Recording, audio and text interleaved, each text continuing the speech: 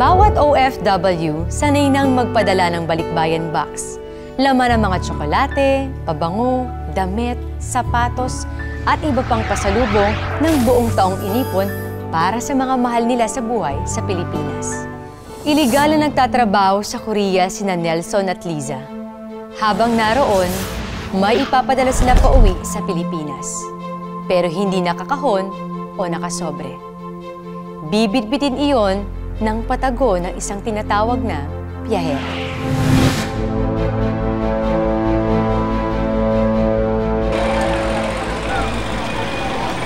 ₱20 lang po. 20 pesos po. 20 pesos po. Opo, sige po. Sige, 20 pesos po. Salamat. Bili na! Naku, malinaw po tong DVD na to. Mas malinaw pa po sa love life nyo. Oo, maganda yan. Marami pong bumibili sa amin yan. Iyan po, 20 pesos lang po yan. Oh, sige po, maraming salamat po. Salamat po. Ito po. Huwag na plastic. Sige, sige. Maraming salamat po.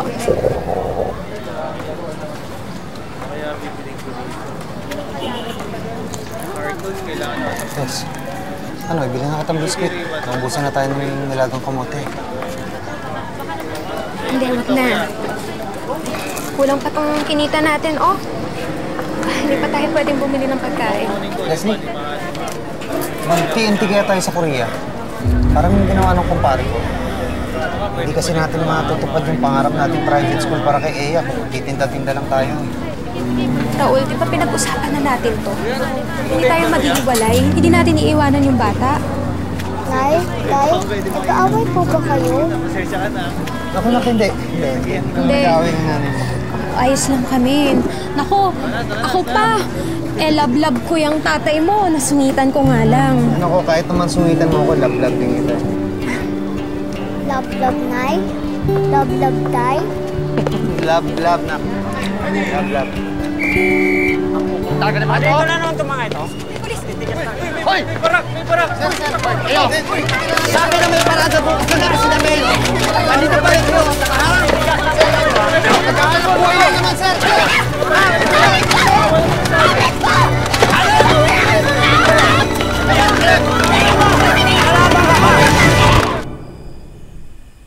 Sigurado na ba talaga kayo ni Raul sa desisyon niyo? Nay, wala eh. Kung ako lang po masusunod, hindi ko na po ito itutuloy. Pero kasi, nawala lahat ng kabuhayan namin. Tsaka, inutang lang po namin yung pamasahe namin papuntang Korea eh. Kaya kailangan talaga namin ituloy ito kung hindi kami makakabayad.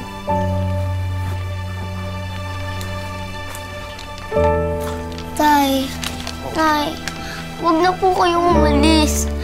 Kahit hindi na po ako mag-aral, basta sama-sama lang tayo dito.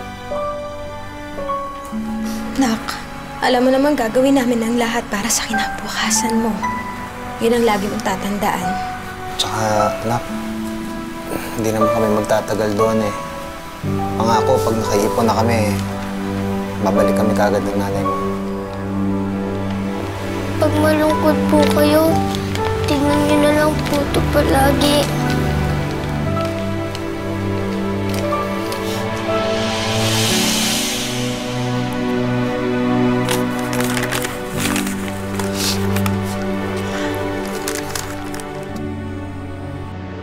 Tourist visa lang ang bitbit namin mag-asawa papunta sa Timog Korea.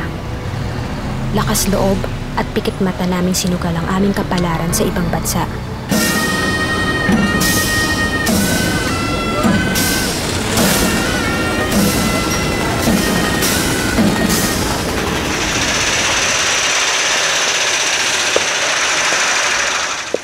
Sa tulong ng ibang mga Pilipino, nakahanap kami ng referral sa isang factory ng mga tela at damit na patagong nag-ooperate sa isang basement sa Korea.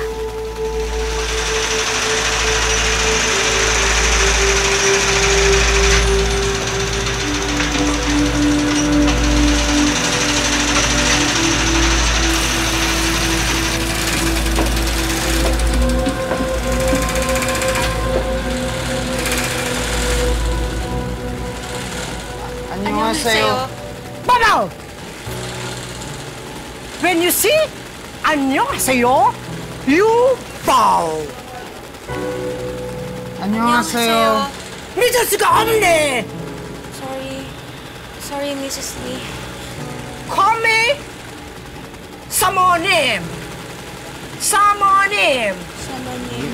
Yes, Samanim. Samanim. Passport. But We cannot give you our passport. passport is important. No. I said passport. Why? You don't want work? 여기서 일하려면 요건부터 주라고. 절대 자리를 떠날 수가 없어. No. Give me passport. Passport.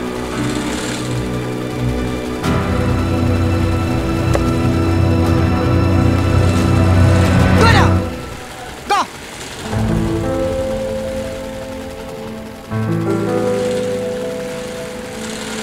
Ganun talaga ibang mga Koreano rito, kinukuha nga passport ng TNT para hindi basta-basta makakalis. O ngayon, ako lang magtuturo sa inyo.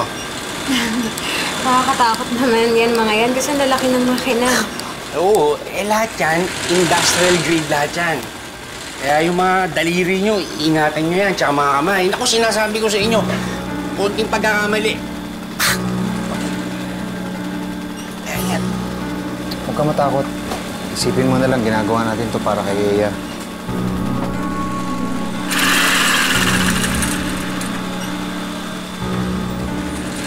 Oh, ingat ha, yung daliri. Baka magkamali ha, marami sinabi ko. Tatlo lang ang tatandaan nyo. Sa trabaho, bawal matulog. Bawal magkwentuhan. At bawal din mag-cellphone. Kasi sa Sananim, sumisilip yan dito bigla-bigla. Kaya dapat ingat kayo, huwag kayo papahuli. Sobrang higpit niyan. Ang baba naman magpasweldo. Diba?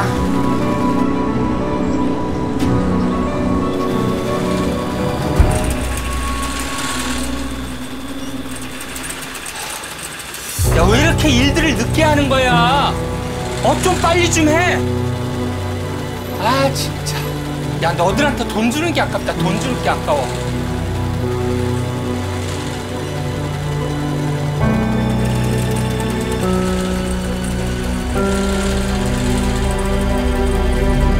Ito, kwarto natin. Ito, medyo may kasikipan lang ng konti. Ito lang kasi yung provided ni Samunin. Pag kumuha kasi kayo sa labas, sobrang taas nang hihingin sa inyo. Bujigo, o yung tinatawag na deposito. Ubos ang 2 buwang sahod nyo. Dito na lang kayong dalawa. O ito, puta, mabait pala. Kababayan to, Pilipina rin to. Po kayo. Magandang gabi, oh. Kamusta po?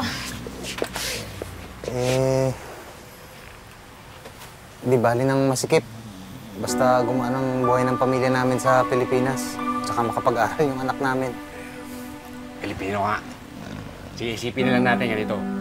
Tama-tama, malapit na winter sa Korea. Dahil sobrang siksikan natin, hindi na tayo lalamigin. Siksikan tayo, puno-puno eh, di ba? Siguro dito, Kasha, siksikan na lang tayo.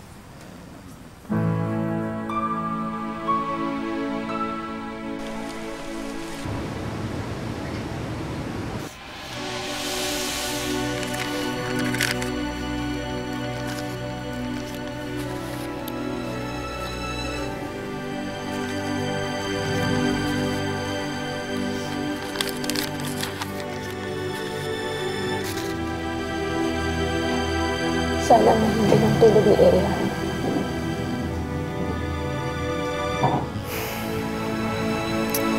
Mahimbing ang tulog niyan. Sigurado. Dahil ang pagmamahal ng isang ina, kahit ilang libo pang milya ang layo niyan, nakakarating pa rin. Miss na miss ko na siya. Yes. Kamaingay, baka magising sila. Hayaan mo. Pag nakabili tayo ng load, tatawagan natin si Eya, ha? Tama na.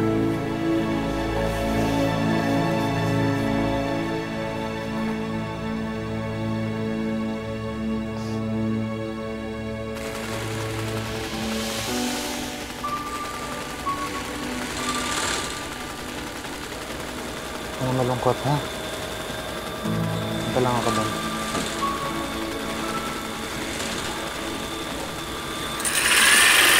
Ikaw, Eya, laro ka ng laro sa bus, ha?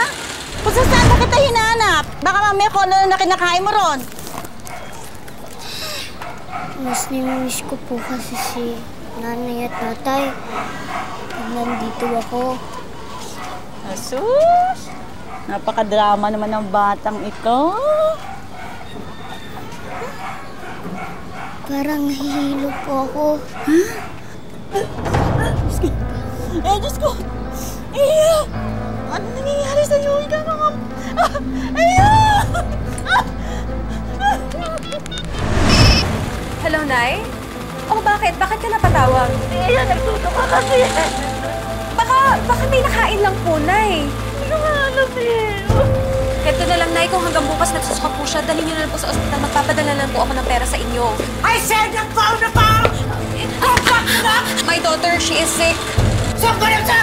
Luwag! Yes, I'm sorry. This?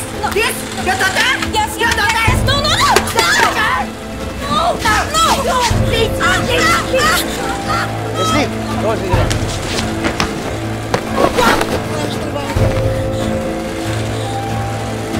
You lazy!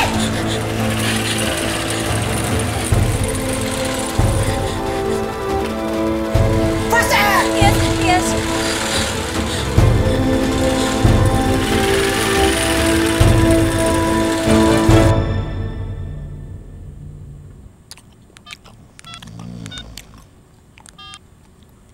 Hello, Eya. Anak, kamusta ka na? Maayos naman, Nay.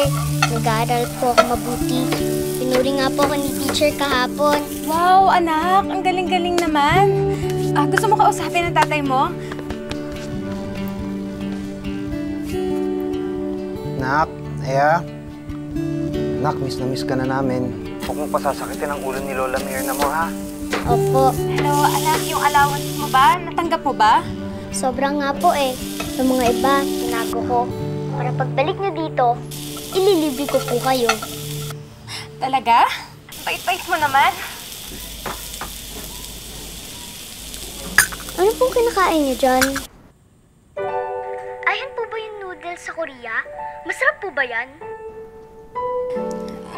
Oo. Ito nga yun. Ito nga eh. Oh, init. Ang sarap. Anak, ano nga pala yung niluto ng lola mo dyan? Fried chicken, Nay. O sige, anak. Baka maputol na to ha, kasi promo lang to. Baka mapuputol to bigla. Sandali lang, Nay. Usap po na tayo. Nak, huwag makulit, anak. Nay. Anak, lagi mo tatandaan, mahal na mahal ka namin ha. Opo. Hello, Nak? Naputol na. Hayaan mo. Pagbalik natin ng Pilipinas, sigurado namang hindi na tayo makakabalik dito dahil blacklisted na tayo. Tatagan lang natin ang loob natin, Leslie. Sige na, kumain ka na. Raul,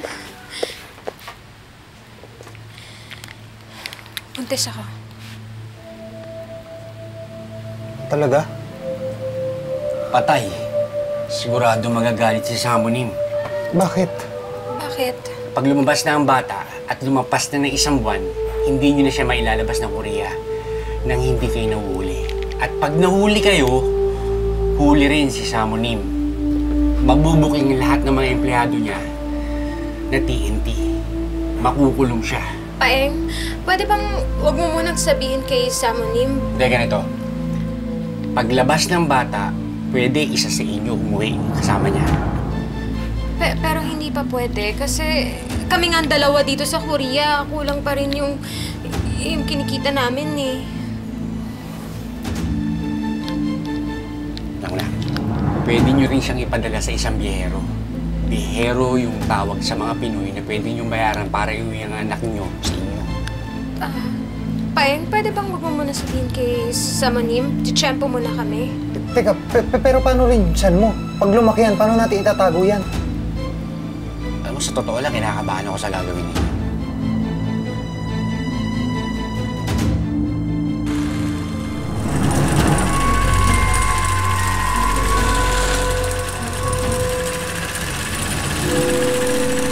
Doorstep! Wag, ate! Ate!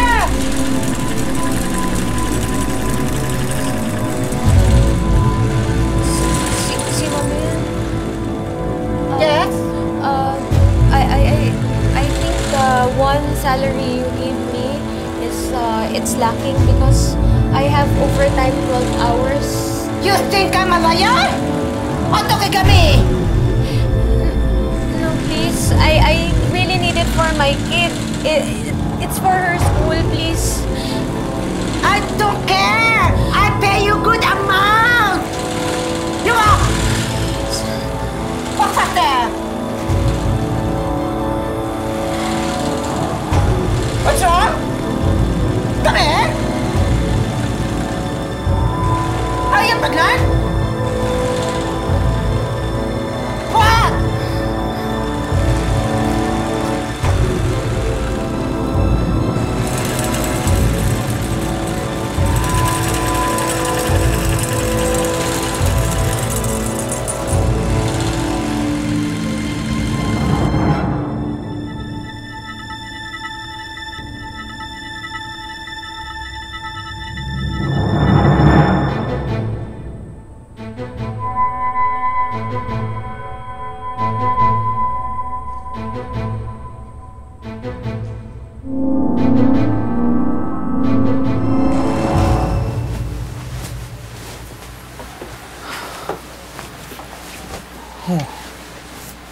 Ano yan?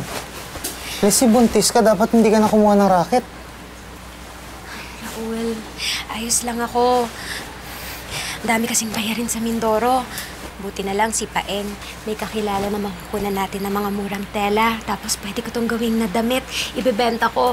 Naku, pandagdag din yun sa padala natin kay Eya. Gusto mo ako na lang magbenta nito? Raul, puro ka na overtime. Kaya ko na to. Nag-aalala lang ako sa'yo eh. Baka kung mapano ka. Love. Sabi ko sa'yo, okay lang ako. Alam mo, kapag nakaipon na tayo ng pera, pwede na tayo umuwi ng Pilipinas. Tapos magkakasama na tayo doon. Alam mo, namimiss ko na talaga ang Pilipinas. Namimiss ko yung kumain ng mangga sa bagoong. Saan tayo kukuha nun dito sa Korea? Ikaw talaga. Pakayakan mo ah. Uy, mangga baka mo. Gusto niyo pumunta tayo sa Hewadong.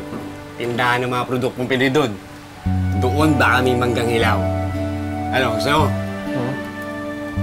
O sige, ayusin na natin to. Sige, O sige, dili. sandali lang. Ha? Ayusin lang namin to. Tigpit lang. Ito nga pala si Clara. Kilala kong biyera. Pwede makatulong. Annyeonghaseyo. Nabanggit nga pala ni Paeng na nangangailangan daw kayo ng biyahera para sa baby niyo. Oo, nga pala, matanong ko, bukod sa pagdadala ng mga bata patungo sa Pilipinas, ano palang trabaho mo? Yung mga biyahera na katulad ko, kami yung mga nagdadala ng Pinoy na produkto dito sa Hewadong. Wala kasing tax kapag kami lang. Tapos, kapag umuwi kami ng Pilipinas, saka kami nag-uuwi ng mga bata. Matagal ka na ba sa trabaho mong yan? Naglilimang taon na rin. Alam niyo, huwag na kayong mag-alala. Mapagkakatiwalaan to si Clara. Matagal ko na kilala rito yan. Hindi ba makakatulong sa inyo to? Pasensya na kayo, ha? Pag-iipunan namin ni Raul yung pambayad sa inyo para madala niyo yung anak namin patungo Pilipinas. Leslie, alam mo, nag-aalala pa rin ako sa inyo ni Raul. Paano pag nabuking kayo ni Samonin? At malaman niya na buntis ka? Ano gagawin niyo?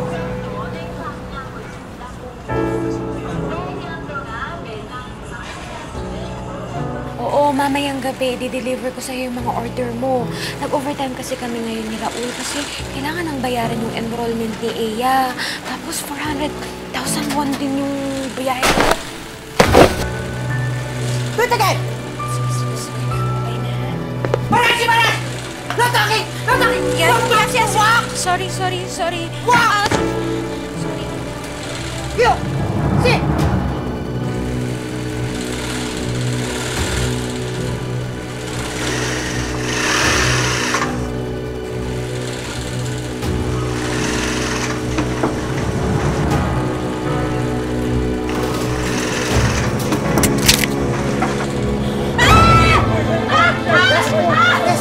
Oh my God! What happened? What happened? Help us! Please! Help us! Please, help us! Please! This is your fault! You should have been more careful! Now, this is going to cost me again! Help us, please! Take us to the hospital, please! I knew it! You understand? Please, Liar! Please, don't do that! All of you! Go back to work!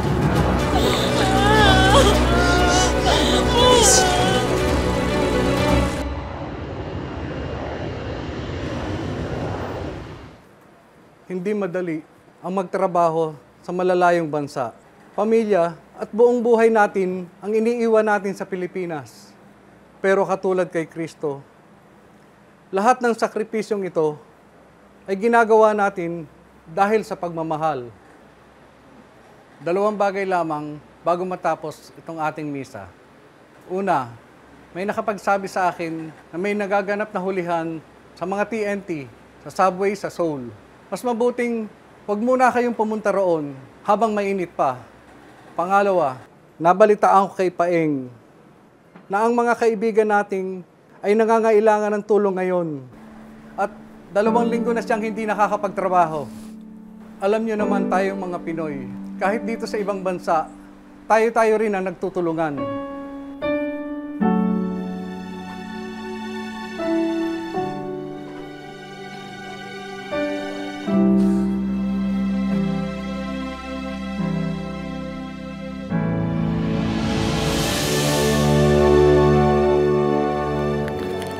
Maraming salamat po.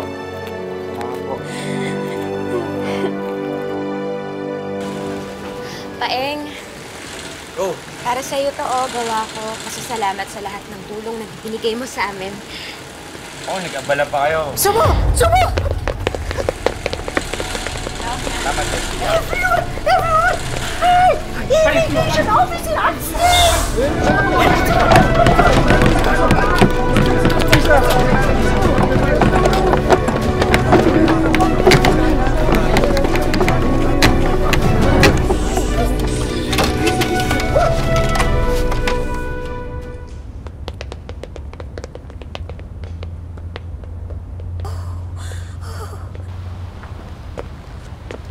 안녕하세요. 제가 말씀드렸듯이 여기에는 불법 근로자가 없습니다. 패밀리 비즈니스죠. Family business.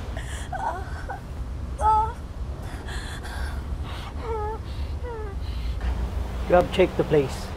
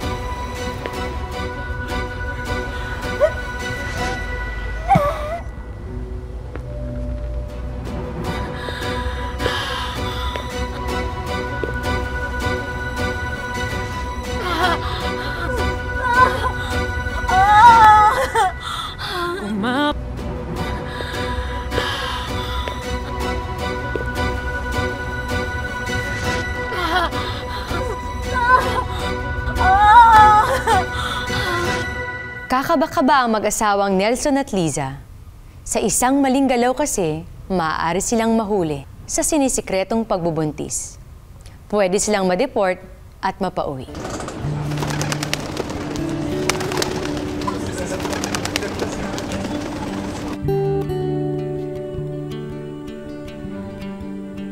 Hello, baby Raymond. Anyo nga sa'yo? Uy, mabuti lang ka mo. Yung Koreano na doktor nyo, nag-aral sa Pilipinas yun. Kaya kita mo, ang bait sa Pilipino. Nagulat nga ako eh. Binigyan kami ng 50% discount. Hanggang ngayon, hindi ako makapaniwala. Nakita mo na. Marami naman kasi talagang mababait na Koreano. Yun nga lang, yung iba, mababa yung tingin sa ating mga Pilipino. Para bang mga factory worker lang tayo sa kanila. Hayaan niyo na, huwag na natin pag-usapan yun. Baka mamaya, matulad yung ugali nito kay Samonim. Tama. Ito mo, cute pa man din. Oh, dilata, baby. Clara, siguro mas mabuting kargahin mo muna si Baby Raymond para masanay siya sa'yo kapag pumiyahe kayo.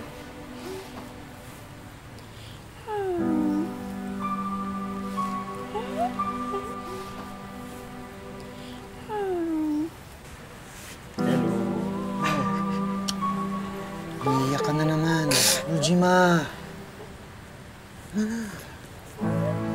Kasi dapat hindi na natin kailangan gawin to. Ayaw mo na. Para din naman kay Iya at kay Raymond itong ginagawa natin dito eh.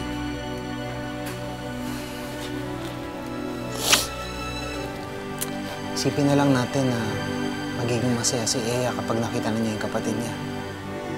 Ha? Ano na?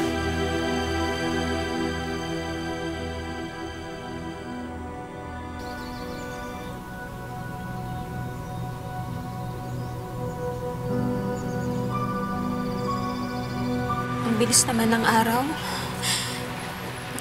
Sana may isang linggo pa. Bukas, lalagpas na ng 1 buwan si Baby Raymond dito. Pag nangyari yun, hindi na siya mailalabas ni Clara ng Korea. Tapos hahanapin na ng immigration yung magulang niya. Hahanapin na tayo. Bilisan na natin. Nag-overtime lang si Paeng para mabigyan tayo ng konting oras para makapaghanda, ha? Tama na. Nasaan na ba si Clara? Di ba dapat nandito na siya?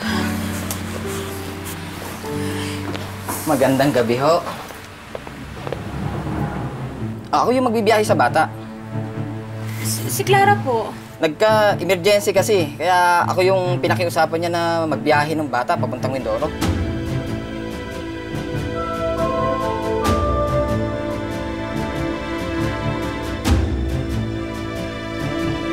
Ha?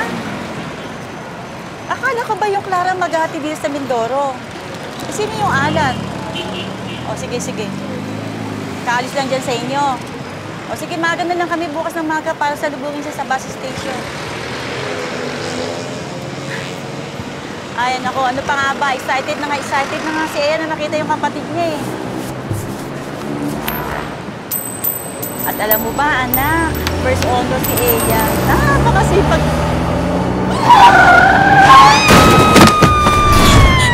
Kailangan ko pong umuwi ng Pilipinas, Raul. Si Eya nasa ospital. Leslie, alam mong hindi pwede, di ba? Anong hindi pwede? Lagi na lang hindi pwede. Hindi mo kasi ako naiintindihan.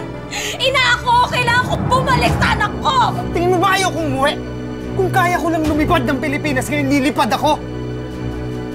Tingin mo ba hindi ko dinidibdib tuwing nagkakasakit ang anak natin?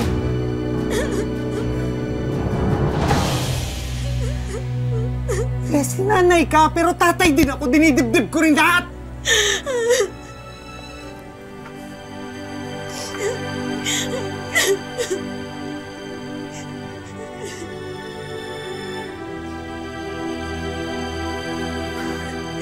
Raul, pasensya ka na kasi nag-aalala talaga ako sa anak ko.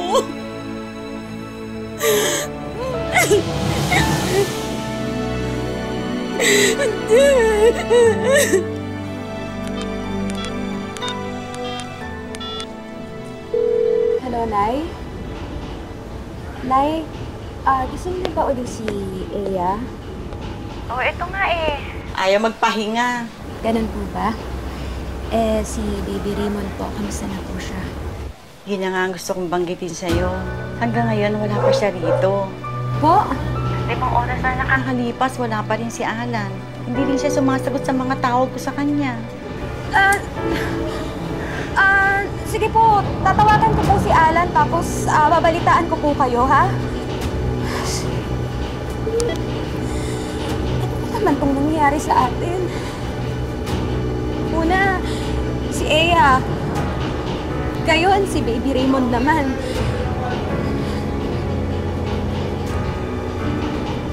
May awa ang Diyos. Hindi niya tayo pababayaan.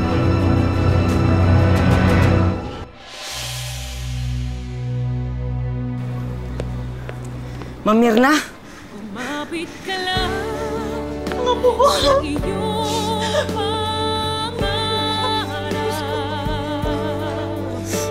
Tagumpay mo ay bunga ng iyong pagsisikap. Isipin mo lang. Salamat. Ang pagsubok ay may hangganan. Liwanag ay makikita. Ayan siya, oh. Miss na miss ko na mga bata. Ako din eh. Laki ni Baby Raymond Kaya malapit ka na rin makauwi. Buti nga't kahit pa paano, tinaas na sa amin yung todo natin eh. Baka kayanin na kahit ako na lang ang naiwan dito. Sigurado ka ba magpapaiwan ka dito? Kailangan eh. I said no talking. Sorry. Go back to work. Yan, hey. Sorry. Hey.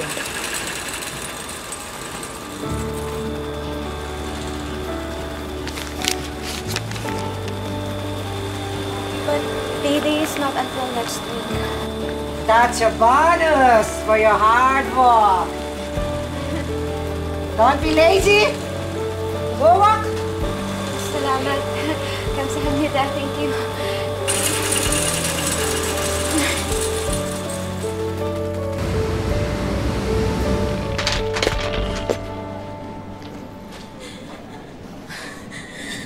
Umapit ka lang sa iyong pangarap.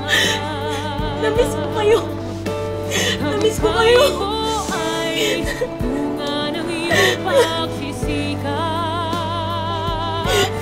Isipin mo lang, ang pagsubok ay may hangganan. Si tatay ko, kailan po siya umuwi?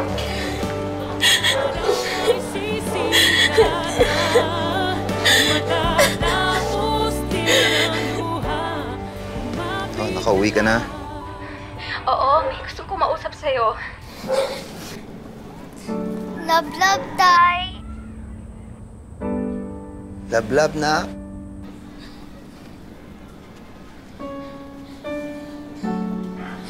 At may isa pang gustong ko mausap sa'yo. Love, tay. Love na.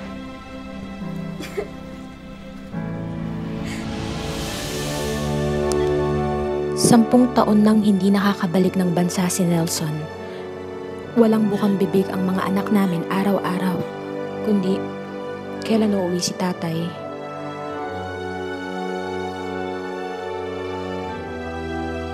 Hanggang ngayon, nasa magkabilang dulo pa rin ang mag-asawang si Nelson at si Liza. Wala silang ibang hinihiling kundi mabuong muli ang kanilang pamilya. Ang buhay ay hindi isang daan ng mga tinakdang hirap at pasakit. Ito ay sangang daan na magbibigay sa atin ng maraming pagkakataon para marating ang sarili nating tadhana. May totoong kwentong OFW ba kayo mga kapuso? I-share ninyo sa amin yan dito sa Tadhana. Magandang hapon, ako po si Marian Rivera. Hello Freds, hello Dods, hello Digong Freds. Pinalangga ko nga ba na Shirad Paklibar. Kamusta ka mo gang? Miss you. Tani, okay lang ka mo dira permi. Hindi ka mo magkabala ka di sa akon. Okay lang ako. Take care always. God bless you. I miss you. Magandang araw mga kabayan. Ako si RJ Ramirez. Ako si Kate Ann Ramirez. Kami ay mag-asawang OFW dito sa Dubai. And para po sa idea ng lahat, kung ano yung isang malaking challenge sa aming mag-asawa dito sa Dubai is yung malaking rentang binabayaran namin monthly, which is equivalent po dun sa amount na binabayaran ng isang Pilipino nakatira sa condominium sa bansa. Gusto ko lang pong batiin ang mga kamag-anak ko dyan sa Pilipinas, sa Maligaw City, Bicol. Hello sa apat kong anak, Angel, Angela, Alexa, Carl. Ingat kayo lagi, love na love ko kayo. Mag-aral kayo mabuti, huwag makakalimot mag-pray. At sa pinakamamahal kong ina, Salvation Kanyang, ingat kayo lagi. I love you, miss ko na kayo.